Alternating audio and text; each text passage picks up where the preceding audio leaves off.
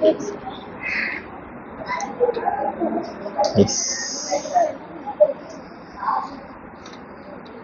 నిన్న ఏం చెప్పుకున్నాం మనము? ఏం యాక్టివిటీ చేసినాం నిన్న? కృష్ణ నేమ్స్ యాక్టివిటీ చేసినాం. అందరు కంప్లీట్ చేసారా ఇంటికి తీసుకెళ్ళిన వాళ్ళు?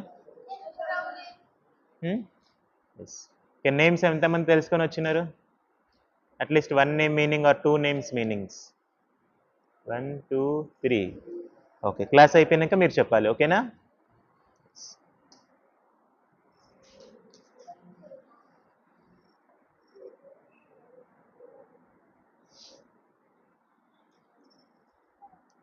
సో ఈరోజు టాపిక్ వచ్చేసి turning crisis into opportunities.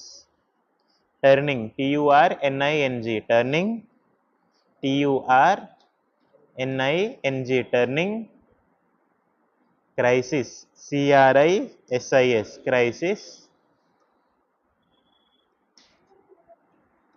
CRISIS, crisis, into INTO, into opportunities, OPPORTUNITIES, opportunities. Turning crisis into opportunities. ఈరోజు టాపిక్ ఏమి? ఆపర్చునిటీస్. క్రైసిస్ అంటే ఏంటిది? ప్రాబ్లమ్స్ ఆర్ కష్టాలు. ఓకేనా? సో కష్టమైన సమయంలో. Into opportunities. ఆపర్చునిటీస్ అంటే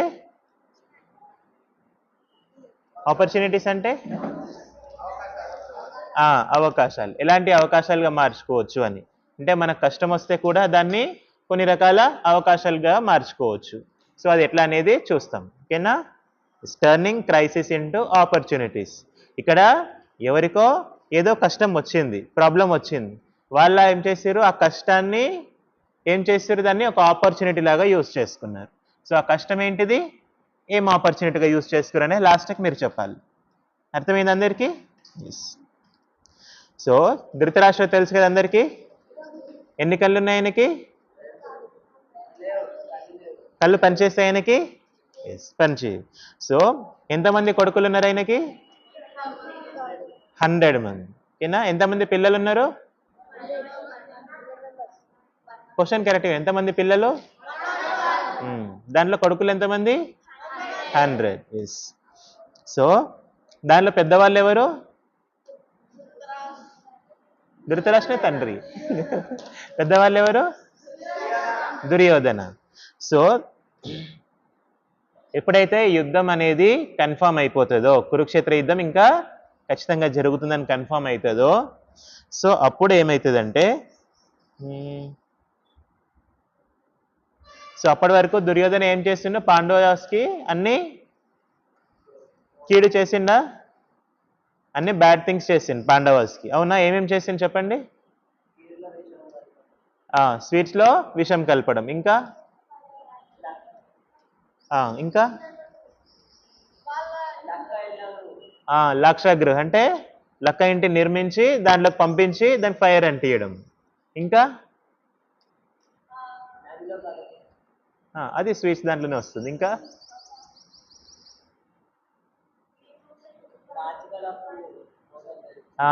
పాచికల్లో మోసం చేసి రాజ్యాన్ని లాగేసుకొని వీళ్ళని ఏం చేశారు, అడవికి పంపించేసారు. అవునా? ఇంకా ద్రౌపది వస్త్రాపరణం చేయడం. సో ఇట్లాంటివి అన్ని రకరకాలుగా వాళ్ళ పైన అన్ని బ్యాడ్ థింగ్సే చేసారు వాళ్ళు. అవునా? ఎస్. సో అంత దుర్మార్గునైన వాడెవరు? దుర్యోధన. సో దుర్యోధనకున్న బ్యాడ్ క్వాలిటీస్ ఏమంటే ప్రైడ్ అండ్ గ్రీడ్. ఏమేం qualities? Pride, greed, stubborn. Pride అంటే ఏంటిది? అంటే తెలుగులో ఏమని చెప్పచ్చు? అహంకారం. నేనే గ్రేట్, ఈ రాజ్యంని నేను ఒక్కనే పరిపాలించాలి, ఇంకెవ్వరికి ఇయ్యను నేను అనేసి. ఓకేనా?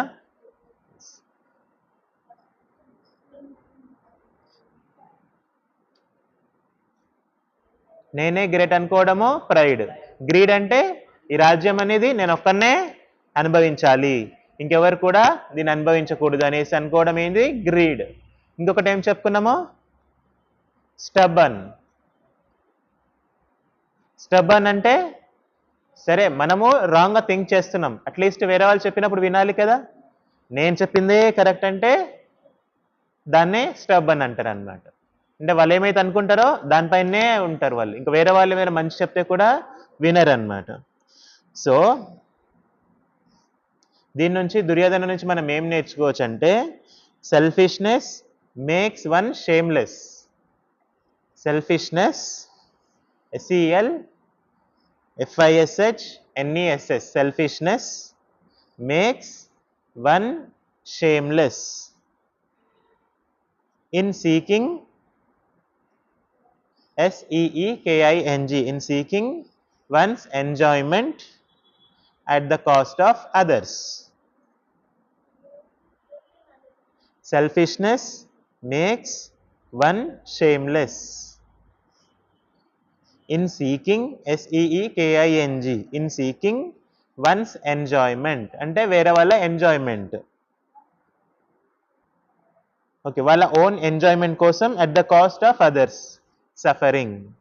అంటే వేరే వాళ్ళు సఫర్ అయినా సరే నేనే ఎంజాయ్ చేయాలని కోరుకుంటారు అనమాట. ఎవరు? Selfish people.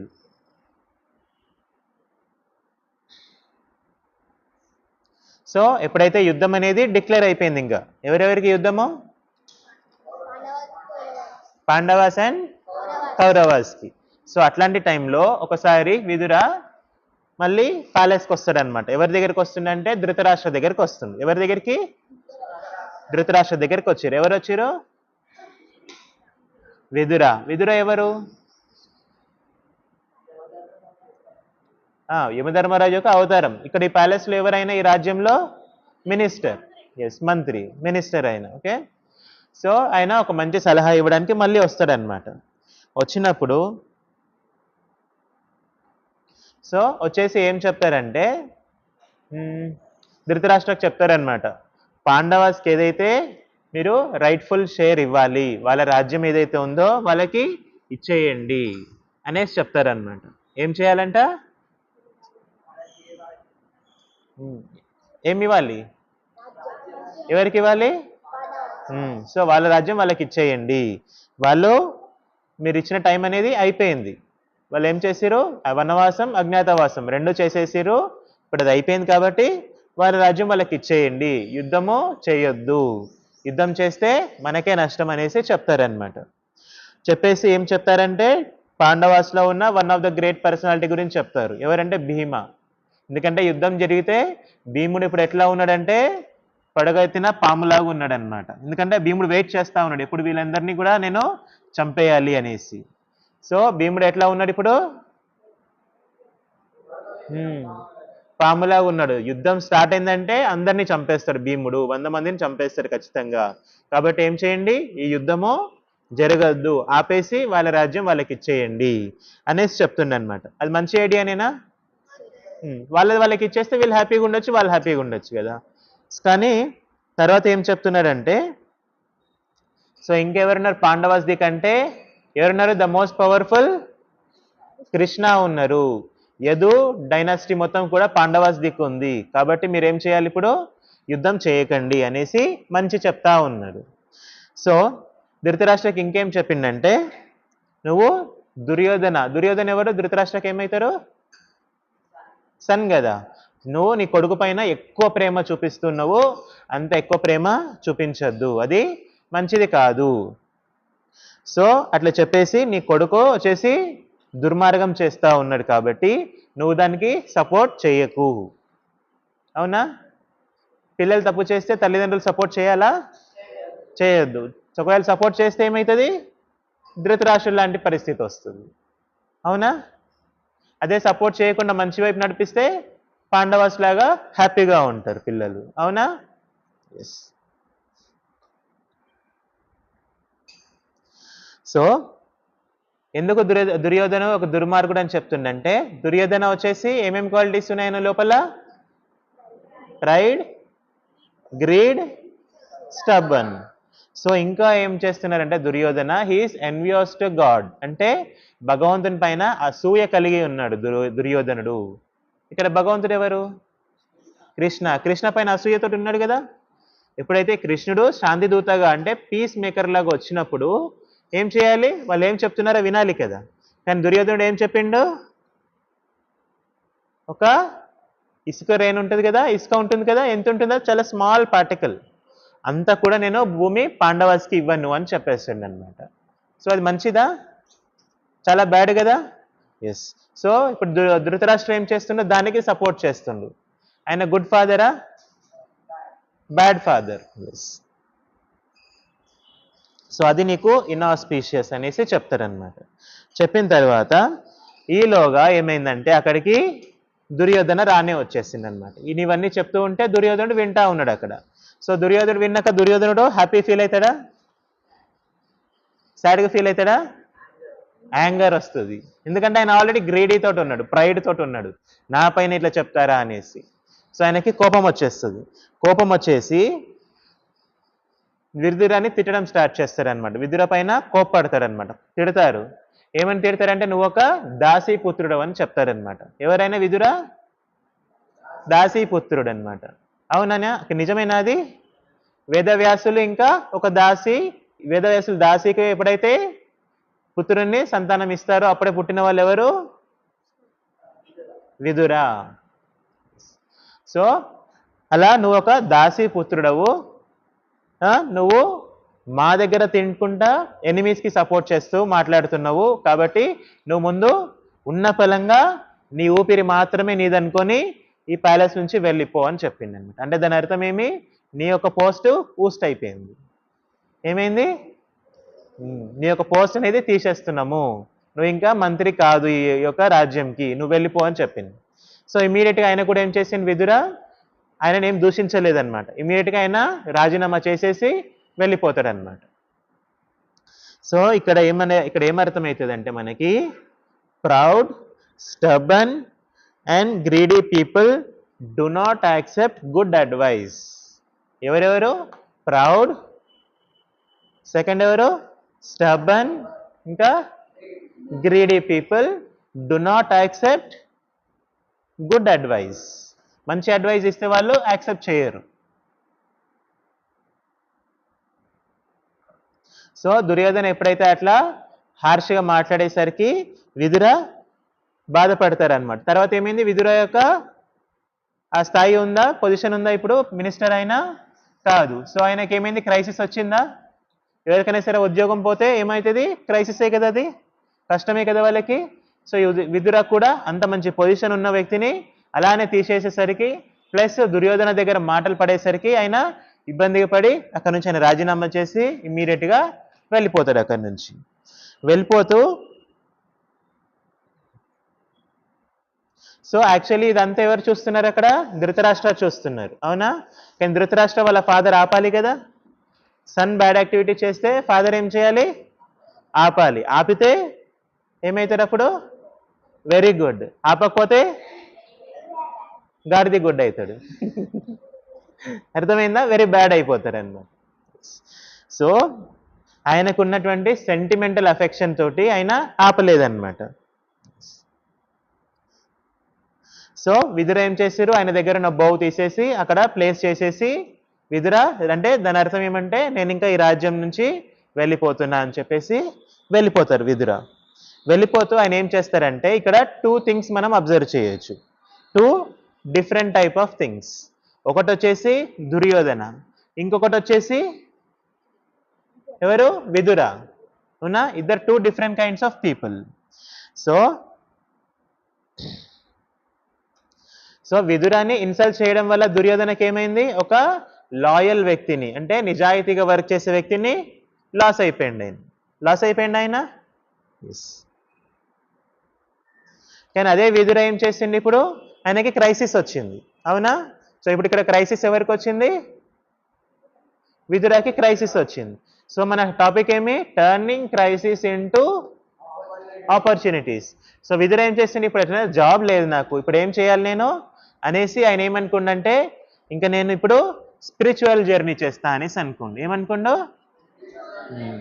అంటే పుణ్యక్షేత్రాలన్నీ తిరుగుతా, భారతదేశంలో ఉన్న పుణ్యక్షేత్రాలన్నీ తిరుగుతా. మీకు ఇప్పుడు సమ్మర్ హాలిడేస్ వచ్చినాయి కదా. సో మీలాగానే అప్పుడు ఆయనకి ఏమైంది, హాలిడేస్ వచ్చేసినాయి అనమాట. సో ఆయన ఏం చేసిండు, ఇంకా పుణ్యక్షేత్రాలన్నీ తిరుగుదాం అనేసి అనుకుండు అనమాట. సో ఆయన ఏమనుకుండంటే కృష్ణ యొక్క దర్శనం చేసుకోవాలని అనుకుండు ఆయన. కానీ ఆయన పర్సనల్గా ఏం ఫీల్ అయిందంటే, నేను ఎవరెవరు అసోసియేషన్ తీసుకుని ఉన్నాడు ఇప్పటివరకు అయినా, ధృతరాష్ట్ర ఇంకా దుర్యోధన వాళ్ళ అసోసియేషన్ తీసుకున్నా కాబట్టి నేను ఇప్పుడు ఏమైనా ఇంప్యూర్ అయిపోయినా. యాక్చువల్ అయినా మంచి వ్యక్తి, ప్యూరే, కాకపోతే ఆయన అంటే డివోటీస్ యొక్క క్వాలిటీస్ అట్లా ఉంటాయి చూడండి. వాళ్ళని వాళ్ళు ఎప్పుడైనా సరే హంబుల్గా ట్రీట్ చేసుకుంటారు, ప్లస్ వాళ్ళేమి నేను ఇంకా ప్యూర్ కాలేదు, నేను ఇంకా ఇంప్యూరే అనేసి ట్రీట్ చేసుకుంటారు అనమాట. ఎవరు గ్రేట్ డివోటీస్ అందరు కూడా నేను ఇంకా చాలా ఇంప్రూవ్ కావాలి భక్తిలో అనేసి అనుకుంటారు. సో ఇక్కడ విదుర ఏం చేస్తున్నంటే, నేను ఇంకా ఇంప్యూర్గానే ఉన్నా, సో ఇప్పుడే నేను కృష్ణ దగ్గరికి వెళ్ళను, నేనేం చేస్తా అంటే ఫస్ట్ పుణ్యక్షేత్రాలు అన్నీ తిరుగుతా, అన్ని పుణ్యక్షేత్రాల్లో స్నానం చేస్తా, అక్కడ నా ప్రణామ్స్ ఆఫర్ చేసి తిరిగి వచ్చి అప్పుడు కృష్ణాని కలుస్తా అనేసి అనుకోండి. సో ఈలోగా ఇంకొకటి ఏమంటే, కృష్ణ కూడా ఎక్కడున్నాడు, యుద్ధ భూమిలోకి వెళ్ళాలి ఇప్పుడు కృష్ణ. అవునా, అర్జునుడు కృష్ణకి అడిగింది కదా యుద్ధంకి రమ్మని. సో కృష్ణ హెల్ప్ అర్జున తీసుకుంటుంది కాబట్టి అర్జునుడు కృష్ణ కూడా ఉండరు అక్కడ. సో ఇప్పుడు ఏం చేస్తున్నాడు విదుర ఎక్కడికి వెళ్తున్నారు ఇప్పుడు, పుణ్యక్షేత్రాస్ అన్ని తిరగడానికి వెళ్తున్నారు. అది గుడ్ యాక్టివిటీయా బ్యాడ్ యాక్టివిటీయా? సో ఇక్కడ ఆయనకి ఏమొచ్చింది, క్రైసిస్ వచ్చింది. ఆయన దాన్ని ఎట్లా టర్న్ చేసుకుండు, ఆపర్చునిటీస్. సో మనకు కూడా ఇప్పుడు సమ్మర్ హాలిడేస్ ఉన్నాయి కదా, విదురలాగా మనకు కూడా ఒక పెద్ద బ్రేక్ దొరికింది కదా, 40 days 45 days.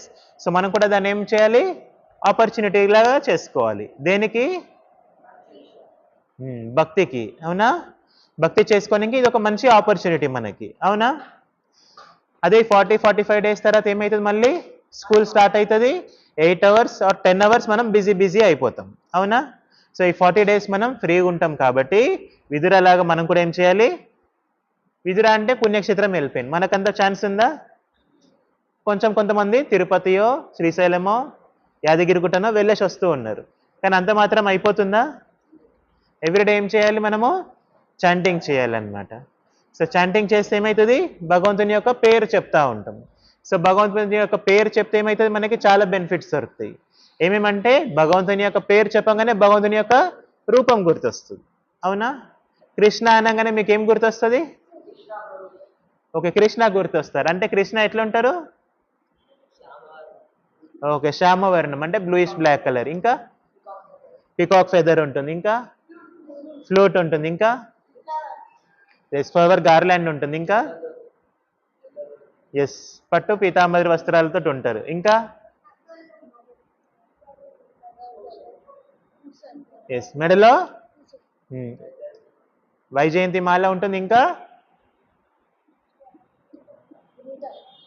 ఎస్ కిరీటం, ఇంకా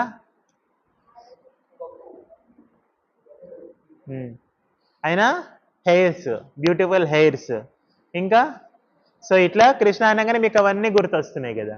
ఓకే, ఇక్కడ చూసి డిఫైన్ చేస్తున్నారా? సో కృష్ణ అనగానే మనకి ఇవన్నీ గుర్తొస్తాయి. అవునా, నెక్స్ట్ రామ అనగానే బో అండ్ యారో. అవునా, ఎస్ ఇట్లా వాళ్ళ యొక్క రూపం గుర్తొస్తుంది, అంటే భగవంతుని యొక్క పేరు చెప్పగానే రూపం గుర్తొచ్చింది. నెక్స్ట్ కృష్ణ ఏమేమి చేసిండో ఆ లీలలు గుర్తొస్తాయి మనకి. అవునా, కృష్ణ ఏమేమి లీలలు చేసిండో, గోవర్ధనం ఎత్తిండు, ఇంకా దామోదర్ లీల, ఎస్ రాక్షసులను చంపిండు. ఎవరెవరిని? పూతన, బకాసుర, అగాసుర, శకటాసుర, కంస, ఇంకేం చేసిండో, శిశుపాల, దంతవక్ర, వీళ్ళందరినీ కూడా చంపేస్తా ఉన్నాడు. సో ఈ లీలలన్నీ గుర్తొస్తాయా? సో ఈ లీలలన్నీ గుర్తొచ్చినప్పుడు ఆ ప్లేసెస్ కూడా గుర్తొస్తాయి మనకి. అవునా, సో కృష్ణ మకన్ దామోదర్ లీల చేసిన కానీ మనకి ఏ ప్లేస్ గుర్తొస్తుంది? బృందావన్ గుర్తొస్తుంది. సో కృష్ణ పేరు తలుచుకుంటే, అంటే భగవంతుని యొక్క పేరు మనం చాంటింగ్ చేస్తే మనకి ఎన్ని బెనిఫిట్స్ ఉన్నాయి చూడండి. పేరు అంటే రూపము, గుణము, లీల, దామము, నామము, 5 things బెనిఫిట్స్ ఉన్నాయి ఓన్లీ నేమ్ తోటే. అవునా, సో ఇట్లా విదుర కూడా ఏం చేసిందంటే ఆయన పుణ్యక్షేత్రాలన్నీ తిరగడానికి పోయిండు అనమాట. సో పుణ్యక్షేత్రాలు తిరుగుతూ ఆయన ఏం నామం జపిస్తున్నాడంటే కృష్ణ కృష్ణ కృష్ణ అనేసి జపం చేస్తూనే ఉన్నాడు అనమాట. ఏ పుణ్యక్షేత్రం వెళ్ళినా సరే కృష్ణకి ప్రణామం చేస్తూ ఉన్నాడు, కృష్ణనామమే తలుచుకుంటూ ఉన్నాడు ఆయన. సో తలుచుకుంటూ ఉంటే సో ఆయన ఎప్పుడైతే ప్రభాస అనే క్షేత్రంకి వెళ్తాడో, సో ఈలోగా అక్కడ ఏమైందంటే యుద్ధం స్టార్ట్ అయిపోయింది. సో ఎప్పుడైతే ఆయన ప్రభాస అనే క్షేత్రంకి వెళ్తాడో ఆయనకి ఒక న్యూస్ తెలుస్తుంది. ఏమని న్యూస్ అంటే, కౌరవాస్లో చాలా మంది విదుర యొక్క రిలేటివ్స్ చనిపోయారు అనేసి విషయం తెలుస్తుంది. ఇప్పుడు ఎవరు కింగ్ అయిపోతున్నారు? పాండవాస్లో ఎవరు కింగ్? ఇంకా యుధిష్ఠిర. అర్జున కాదు, యుధిష్ఠిర.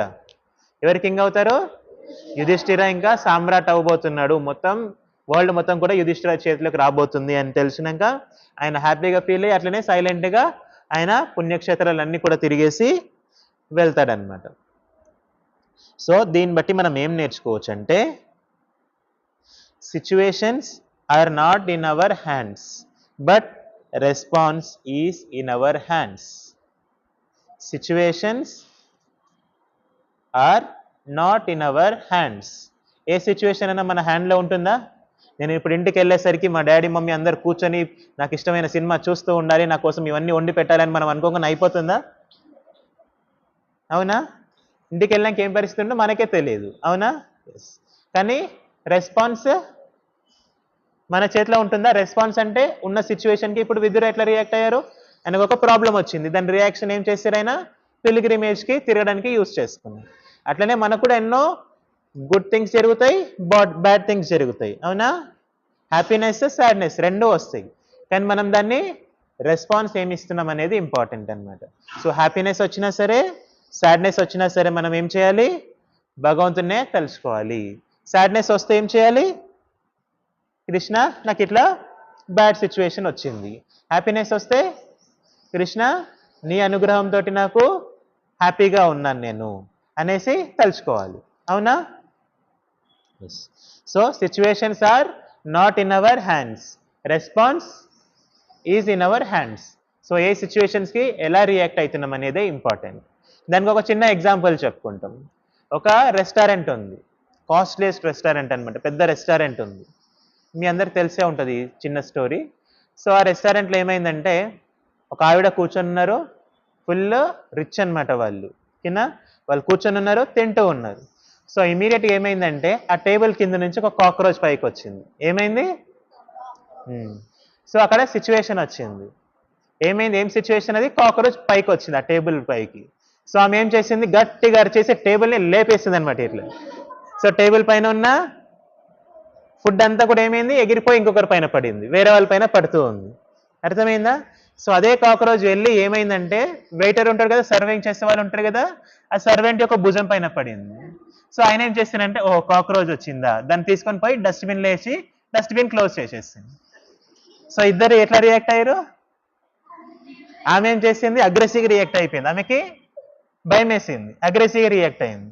ఆమె ఇమీడియట్గా చైర్ జరిపి వెనకాల జరగచ్చు, సరిపోతుంది. కానీ ఆమె ఏం చేసింది? టేబుల్నే లేపి కొట్టేసింది ఆమె. కానీ అదే వెయిటర్ ఏం చేసిండు? ఓకే, ఇది ఒక ప్రాబ్లం వచ్చింది, ఇది నా భుజం పైన ఉండేది కాదు, ఎక్కడ ఉండాలి ఇది? డస్ట్బిన్లో, కాబట్టి డస్ట్బిన్లో వేసేసింది. సో మనందరం కూడా అట్లా వెయిటర్ లాగా కూల్గా కామ్గా ఉండాలన్నమాట. దాని అర్థం మనం వెయిటర్ అవ్వాలని కాదు, కూల్గా కామ్గా ఉండాలని. అర్థమైందా? ఇంకొక ఎగ్జాంపుల్ చెప్పు. థమ్స్అప్ బాటిల్ ఉందా, దాన్ని బాగా షేక్ చేసి ఓపెన్ చేస్తే ఏమవుతుంది? బుస్మని బయటికి వెళ్తుంది. అవునా? సో దాన్ని ఏమంటారు అంటే రియాక్షన్ అంటారు అనమాట. ఎందుకంటే సిచ్యువేషన్ బాగా దాన్ని ఊపేసరికి అది ఏమైంది? రియాక్ట్ అవుతుంది థమ్స్అప్. అదే వాటర్ బాటిల్ మీరు ఎంత షేక్ చేసి పైకేసి కిందకేసి కొట్టి ఓపెన్ చేస్తే కూడా అది ఏమవుతుంది? కామ్గా ఉంటుంది అనమాట. సో మనం థమ్స్అప్ లాగా ఉండాలా, వాటర్ లాగా ఉండాలా? వాటర్ లాగా కామ్గా ఉండాలి.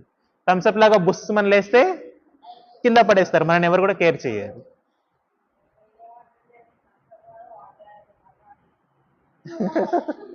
మసాలా పెస్టిసైడ్స్ ఎక్కువ ఉంటాయి కాబట్టి అది కూడా యూజ్ చేయలేము మనం. సో వాటర్ అయితే మంచిది. ఓకేనా? సో మనం ఎప్పుడైనా సరే ఫ్రెష్ వాటర్ లాగా ఉండాలి. సో నెక్స్ట్ వచ్చేసి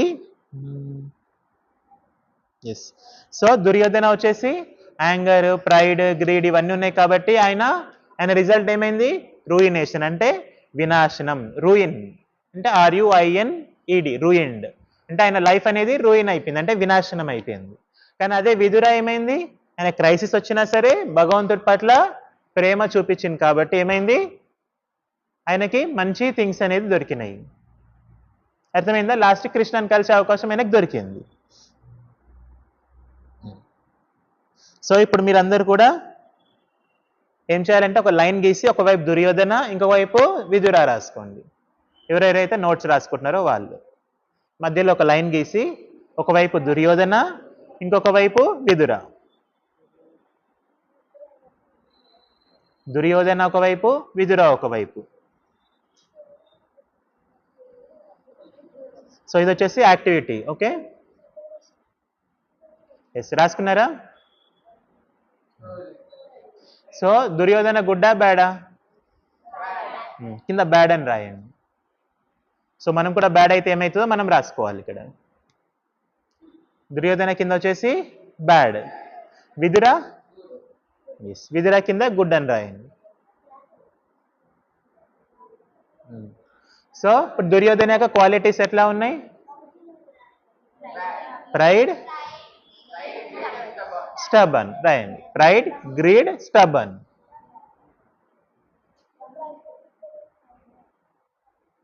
నెక్స్ట్ ఇంకొక వైపు ఎవరున్నారు? విదుర. విదుర క్వాలిటీస్ ఏమున్నాయి?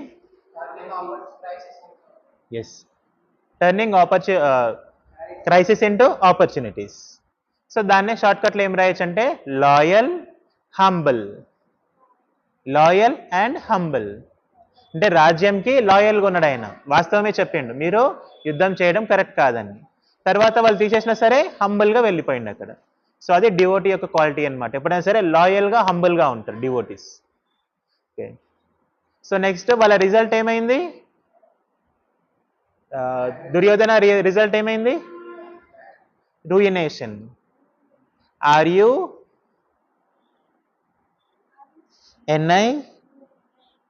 RUNIATION రూయినేషన్ అంటే వినాశనం.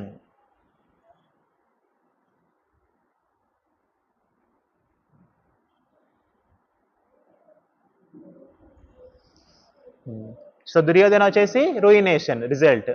అదే విదురకు వచ్చేసి గాడ్స్ షెల్టర్ దొరికింది ఆయనకి. అర్థం కాలేదు? పిలిగ్రిమేషనా? ఓకే, అంటే అదే గాడ్స్ షెల్టర్ అనేది దొరికింది. గాడ్స్ షెల్టర్ అంటే భగవంతుని యొక్క శరణు అనేది దొరికింది. సో అందుకే మనం ఎప్పుడైనా సరే మనం ఎట్లాంటి సిచ్యువేషన్లో ఉన్నా సరే భగవంతుని వైపే చూడడానికి ట్రై చేయాలి.